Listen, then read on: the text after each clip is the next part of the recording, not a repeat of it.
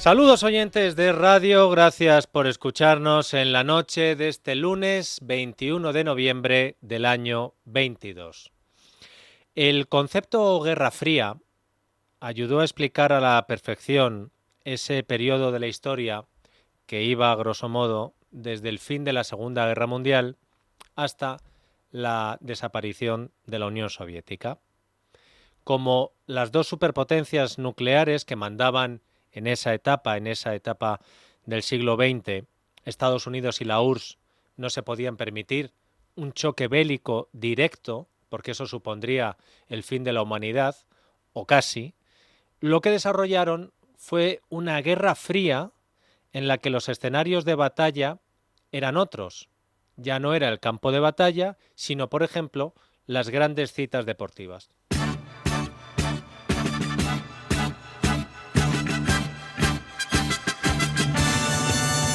Здравствуй, самый лучший на свете стадион моей мечты, одержимость. En el año 1980, la encargada por el Comité Olímpico Internacional para organizar los Juegos Olímpicos fue la URSS, concretamente la ciudad de Moscú, que se presentó con esta canción.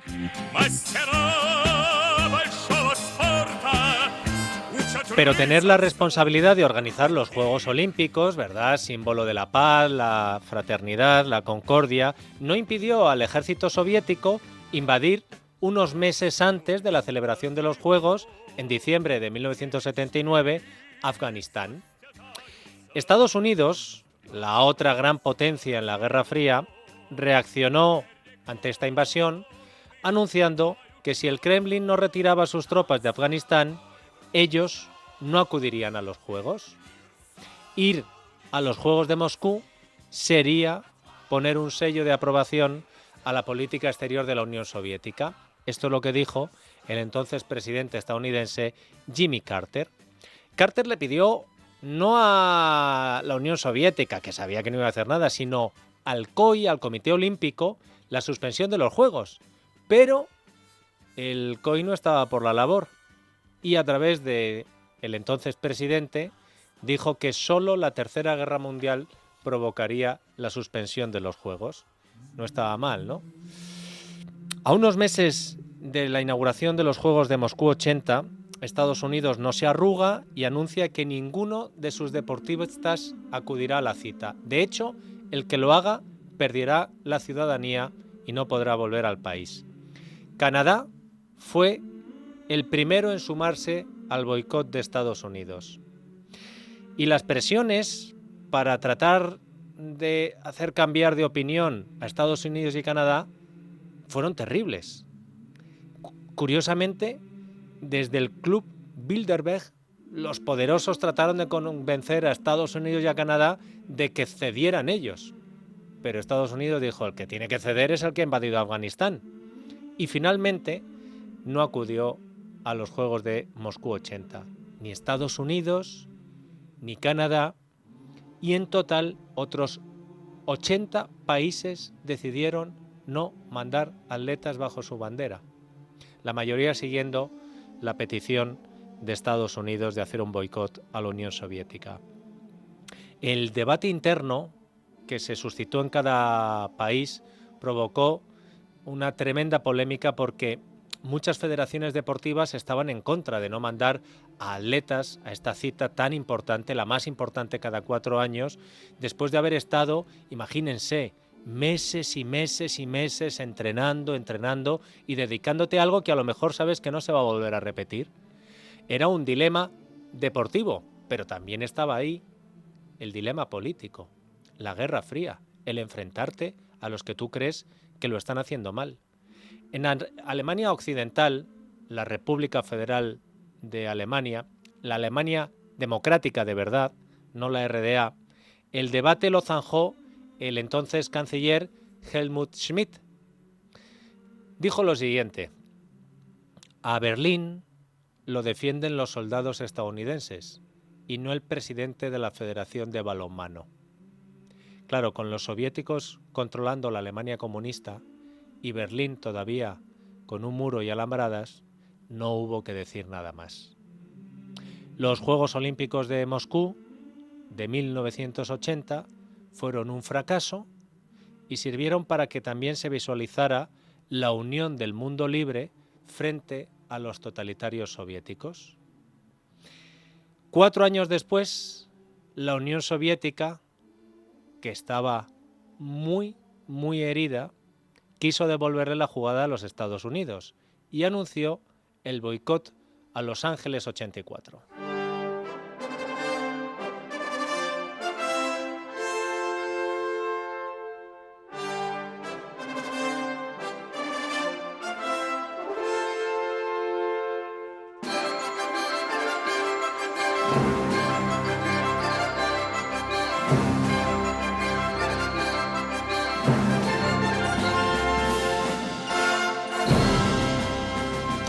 Si a usted le suena esta música de John Williams, preocúpese porque es baby boomer y su pensión peligra.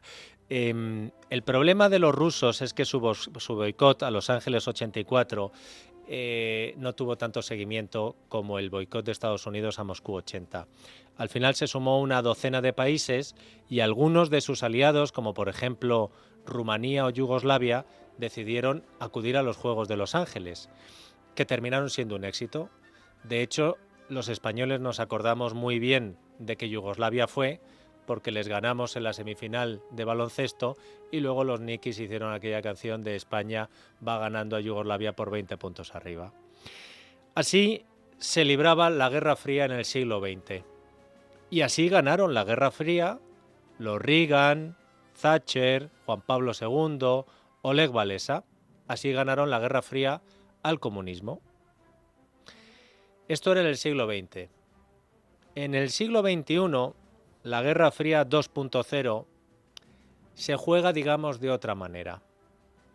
Parece que los herederos de aquel comunismo soviético y de otros y los islamistas se han adaptado mejor a los nuevos tiempos. Y hasta que la guerra se volvió a hacer caliente con la invasión de Ucrania, la sumisión del mundo libre... ¿A que es mucho más divertido tocar el piano con los pies que con las manos? En Fisher-Price sabemos lo importante que es el juego en el desarrollo. Por eso te traemos El Sonajero, el espacio sonoro de Fisher-Price repleto de diversión y aprendizaje para las familias y los más peques. No te lo pierdas, diviértete, juega y escúchalo ya. Frente a los regímenes totalitarios, tenemos que decir que era total y absoluta. Ahora la Guerra Fría se hace fundamentalmente a base de comprar deuda pública de otros países y también de entrar en el accionariado de multinacionales. El dinero abre todas las puertas, a veces de forma ilegal vía maletín y a veces entrando en el mercado de deuda o el mercado de valores. Pero aún así, también es muy importante, y sigue siendo muy importante, la batalla del deporte, puesto que las citas deportivas siguen siendo, como lo era en el siglo XX, el mejor escaparate propagandístico para cualquier dictadura que necesite blanquearse o que quiera demostrar su poder a nivel global. La prueba de que el deporte es importante en este sentido son todos los clubes de fútbol que se han comprado, jerarcas rusos, chinos y sobre todo árabes. Aunque la pieza más deseada, la que le gusta poner en el salón junto a las cabezas de las otras presas, siguen siendo pues organizar o un mundial o unos Juegos Olímpicos. Y claro, en el salón de la sede del Partido Comunista Chino, pues querían tener ese trofeo. Y se presentaron como candidatos a organizar los Juegos Olímpicos de verano de 2008. Y pese a las violaciones de derechos humanos en su país y fuera de él, el Comité Olímpico Internacional no tuvo, una vez más, ningún problema para elegir Pekín como sede de los Juegos Olímpicos. ¿Qué dijo entonces el COI cuando alguna voz perdida dijo, hombre, China? Pues lo que dijo el COI es que esta era la mejor forma de abrir China al mundo y de ayudar a este régimen a modernizarse y abrir ventanas a la libertad. No me acordaba, tengo que reconocer que yo no me acordaba, pero preparando la entrada del programa de hoy, me he acordado de algo. Y ahora yo se lo planteo a ustedes, para ver si a ustedes también le fallaba la memoria en esto, o a lo mejor incluso es que lo desconocían. ¿Saben quién fue nombrado por la dictadura china como encargado de los Juegos Olímpicos de Verano Pekín 2008? Pues un tal Xi Jinping, que entonces no era tan conocido como ahora. Y gracias al trampolín político que supuso para Xi Jinping este cargo de encargado de los Juegos Olímpicos y la organización de los Juegos, Xi Jinping consiguió después ascender hasta la cúpula de la Secretaría General del Partido Comunista y a la presidencia de China. Hace unos días, con motivo del Congreso del Partido Comunista, en el que Xi Jinping ha vuelto a ser elegido, Amnistía Internacional escribió lo siguiente: los 10 años del presidente Xi en el poder se han caracterizado por un número abrumador de detenciones arbitrarias, una despiadada represión en todo el país de la libertad de expresión, crímenes contra la humanidad perpetrados contra la población musulmana de la región de Xinjiang y una impresionante escalada represiva en Hong Kong. Las políticas y las prácticas gubernamentales bajo el liderazgo de Xi suponen una amenaza para los derechos, no solo en China, sino en todo el mundo. Desde la campaña del gobierno para silenciar y conseguir la repatriación forzosa de uigures en el extranjero, hasta sus intentos de redefinir el significado de los derechos humanos en las Naciones Unidas, el brazo represor del Estado chino cada vez se extiende más lejos de las fronteras del país. Y si Amnistía Internacional decía esto, el informe anual de Human Rights Watch decía lo siguiente: China vive su periodo más oscuro desde lo sucedido en Tiananmen, incluidos, decía Human Rights Watch en su informe de 300 y pico páginas, incluidos los ataques y censuras para encubrir el brote del coronavirus surgido en China. ¿Creen ustedes que el Comité Olímpico Internacional se arrepiente de haberle dado a China la candidatura de los Juegos Olímpicos de 2008 y que propició que un tipo tan despiadado como Xi Jinping llegara al poder? Pues la respuesta a esta pregunta es bien sencilla. No, el COI no se arrepiente. Y si lo digo con esta seguridad es porque cuando ya se veía claramente los derroteros por donde estaba encauzando Xi Jinping su régimen, el Comité Olímpico Internacional decidió darle en 2015 a la China de Xi Jinping la organización de los Juegos Olímpicos de Invierno de este año 2022. Beijing. Y de esta forma, Beijing, Pekín, se convertía en la única ciudad que ha organizado unos Juegos Olímpicos de verano y unos Juegos Olímpicos de invierno. En esta ocasión, Estados Unidos decidió hacer un boicot a los Juegos de Pekín, pero un boicot light, un boicot low cost, o a la española, un boicot de la señorita Pepis, porque lo que anunció el presidente de Estados Unidos, Joe Biden, al contrario que otro demócrata como Jimmy Carter, no fue un boicot de los atletas, en este caso de los esquiadores o los deportistas de invierno de Estados Unidos. No, fue un boicot de la delegación diplomática que iba a ir a los Juegos, que se quedaron sin viaje, pero los Juegos se celebraron. porque Estados Unidos al menos hizo esto. El resto de países ni siquiera eso. Entre los Juegos de Verano de Pekín 2008 y los Juegos de Invierno de Pekín 2022, la FIFA decidió elegir en el año 2010 las sedes de los Mundiales de Fútbol para 2018 y 2022. Normalmente la FIFA anunciaba cada sede en una ocasión, pero en esta decidió que iba a nombrar 2 de una tacada. ¿Por qué? No lo sé.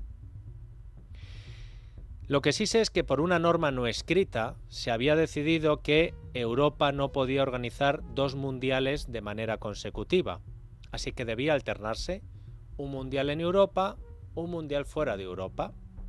Como en 2014 había sido en Brasil, en 2018 tocaba en Europa, y por lo tanto el de 2022, que también se iba a anunciar en ese día de diciembre de 2010, debía organizarse en un país del resto del mundo.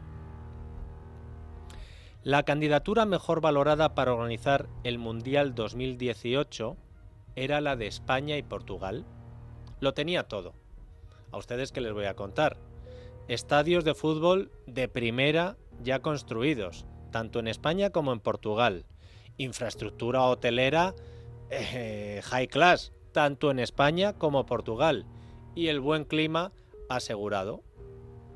Sin embargo, la candidatura favorita para organizar los Juegos de 2018 era la de Inglaterra, o al menos eso decían las quinielas. ¿Por qué? Pues por un intangible, y es que a los inventores del fútbol les tocaba ya organizar otro mundial.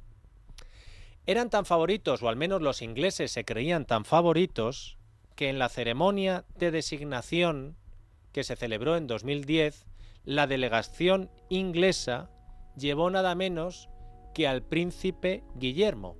Cuando tú te llevas a alguien de la familia real británica y además no te llevas un piernas, sino al que en algún momento parece ser que reinará este país, pues es que crees que vas a ganar. Y sin embargo, 2018. La sede del 2018 de la Copa Mundial del 2018 será Rusia.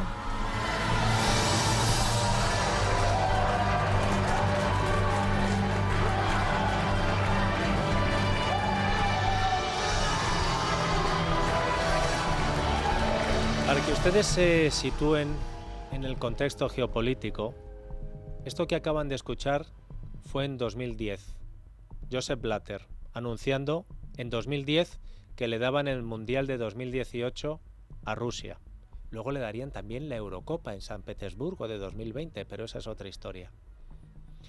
Solo 4 años antes de este anuncio de Blatter, Rusia había asesinado con polonio en el Reino Unido al disidente Alexander Litvinenko, que estaba contando las barbaridades que estaba cometiendo Putin en su país.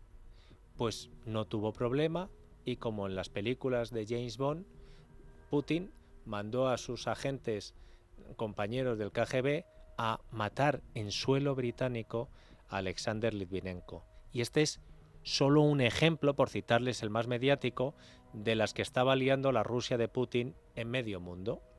Pero eso no evitó que la FIFA le pusiera en bandeja este escaparate del Mundial al jerarca ruso.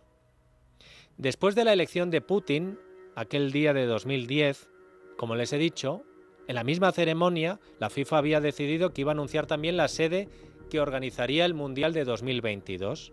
Como ya no podía ser una sede europea, porque esto ya se lo había llevado Rusia, la gran favorita era Estados Unidos. Su candidatura es la que tenía mejor puntuación de los expertos FIFA, que además te manda la FIFA para, examinar, inspeccionar, pues la que tenía la mejor puntuación, Estados Unidos. Y además era una forma de compensar diplomáticamente la elección de Rusia. Imagínense, un mundial en Rusia y el otro en Estados Unidos. Estados Unidos era tan favorita que en la ceremonia de esa designación la delegación estadounidense contaba con el expresidente Bill Clinton. Cuando tú llevas a un expresidente a la ceremonia, es que crees que está hecho. Y sin embargo... Candidates: Australia, Japón, Corea del Sur, Qatar United States of America. y Estados Unidos de América. The winner El ganador to organize de the 2022 la organización de la FIFA sede World Cup de la is Copa Mundial del 2022 es Qatar. Que Qatar ganara la elección del Mundial se negoció en una reunión en el Palacio del Elíseo, en París. El entonces presidente Nicolas Sarkozy llamó al presidente de la UEFA y miembro de FIFA, otro francés, Michel Platini, para que acudiera a la sede de la presidencia de Francia. «Ven, Michel, que quiero hablar contigo». Y cuando Platini llegó a la cita, se encontró que junto a Sarkozy estaban el presidente del Paris Saint-Germain y amigo íntimo de Sarkozy, y el príncipe heredero de Qatar con un par de asesores, uno de ellos Al-Khelaifi, el dueño actual del Paris Saint-Germain. También estaba en esa reunión la consejera de Sarkozy, Sophie Dion. De esa reunión salió, atención, y esto no es todo, pero es que si no me voy hasta las 9. De esa reunión en el Elíseo salió que Platini ya no votó por Estados Unidos, sino por Qatar, dando la victoria a Qatar. Que Qatar compraría después el Paris Saint-Germain a Sebastián Bansin, que era el amigo de Sarkozy presente en esa reunión. Que Bansin consiguió que Qatar designara a su empresa hotelera como la encargada de dar alojamiento a los visitantes del Mundial. Y que Qatar montaría una empresa audiovisual, una filial de Al Jazeera llamada Bein Sport, para comprar a precio de oro los derechos televisivos del fútbol, entre ellos los de la Liga Francesa. Y muchos acuerdos más entre el país francés y el Emirato de Qatar.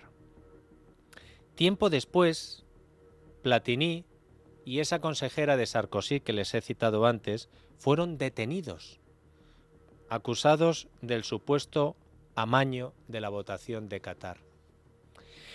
De hecho, de los 22 miembros de la FIFA que votaron aquel 2010 por Rusia y por Qatar, de los 22, 20 han sido detenidos o procesados o juzgados o imputados o condenados o inhabilitados. 20 de los 22. Y sin embargo, ninguna de las dos elecciones fue revocada ni puesta en duda en ningún momento. Porque como saben todos ustedes, el Mundial de Rusia ya se celebró y el 8 de junio de 2018 Vladimir Putin dio así la bienvenida al Mundial. Espero que tengan una experiencia inolvidable, no solo viendo los partidos de sus equipos favoritos y admirando las habilidades de los jugadores, sino también conociendo Rusia, aprendiendo sobre su identidad y cultura, su historia única y su diversidad natural, sus personas hospitalarias, sinceras y amistosas. Hemos hecho todo lo posible para garantizar que nuestros huéspedes, los atletas, el personal y por supuesto los fans se sientan como en casa en Rusia. Hemos abierto nuestro país y nuestros corazones al mundo. Bienvenidos a la Copa Mundial de la FIFA. Bienvenidos a Rusia. 3 semanas después, el presidente de la FIFA, Gianni Infantino, decía lo siguiente en la fiesta de despedida del Mundial en el Teatro Bolshoi. Esta es la cara de Rusia y es la cara que amamos. Gracias, presidente Putin, por su compromiso, su dedicación y su pasión. Sin ti, todo esto no habría sido posible. Estoy seguro de eso. También hicimos un gran equipo de trabajo juntos. Lo segundo que ha cambiado, y esto también es muy importante, es la percepción que el mundo tiene de Rusia.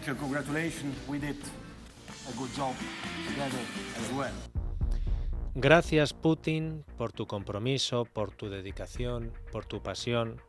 gracias por cambiar la percepción que el mundo tiene de Rusia. El presidente Infantino, el presidente de la FIFA, se refería a que después de haber invadido Crimea y anexionársela por la cara, después de malmeter en las políticas internas de países como Reino Unido con el Brexit, España con el golpe independentista, Alemania, después de espiar y ver cómo se cargaba a personas en países como Reino Unido, la percepción que se tenía de la Rusia de Putin era francamente mejorable. Pero según Gianni Infantino, esa percepción cambió en 2018 porque gracias a organizar un mundial de fútbol se pudo ver lo bueno que era Putin y la verdadera cara de la Rusia de Putin. Si ustedes se preguntan si en el mundial que comenzó ayer va a jugar la Rusia de Putin, sepan que la respuesta es no. Porque en febrero de este año 2022, 4 años después de organizar el Mundial y ser elogiado por haber enseñado la verdadera cara de Rusia, la FIFA del mismo Gianni Infantino tuvo que expulsar a Rusia debido a las presiones que sufrió la FIFA tras la invasión de Rusia a Ucrania. Para eso sirvió darle un mundial a Vladimir Putin, para que no se conformara con haberse quedado con Crimea, sino que invadiera Ucrania entera y amenazara al mundo con una tercera guerra mundial y con el lanzamiento de bombas nucleares. Para eso sirvió que le dieran a Putin un mundial y luego la Eurocopa. Cuando Vladimir Putin le puso en su solapa a Gianni Infantino, presidente de la FIFA, la Orden de la Amistad, el todavía presidente de la FIFA le dijo a Vladimir Putin: recibisteis al mundo como amigos y el mundo ha creado lazos de amistad con Rusia que durarán para siempre. Toma lazos de amistad con Rusia que iban a durar para siempre. Pero lo más llamativo es que en vez de buscar la cueva más perdida del mundo para esconderse en ella, Gianni Infantino ha aprovechado la inauguración del nuevo Mundial de 2022 para arremeter contra todos los que critican que se le haya dado la celebración de un Mundial a un país sin libertad como Qatar. Infantino lo hizo así. Soy europeo, en realidad soy europeo, no solo me siento europeo. Creo que por lo que hemos estado haciendo los europeos en los últimos 3000 años en todo el mundo, deberíamos disculparnos por los próximos 3000 años antes de comenzar a dar lecciones morales.